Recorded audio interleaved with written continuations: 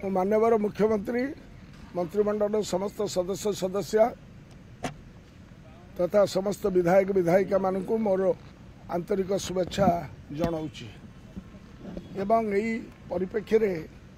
ओडिशा विधानसभा परंपरा आधार रे आज सरकार द्वारा गठित होता सप्तदश विधानसभार समस्त सदस्य सदस्य को शपथ पाठ करवाई बाचस्पति निर्वाचन प्रक्रिया को परिचालन करने निमंते माननीय राज्यपाल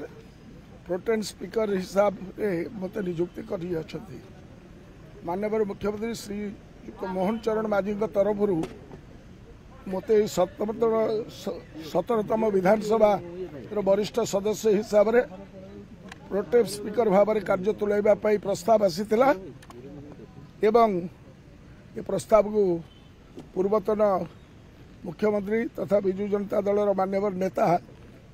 तथा पूर्वतन मुख्यमंत्री श्रीजुत नवीन पट्टनायक तरफ ए विषय धन्यवाद ज्ञापन कर तदनुजाई आज ये कार्यक्रम को मत तुलाइवाई जो माननीय राज्यपाल सप्तदश विधानसभा सदस्य भाव में शपथ पाठ मत कराई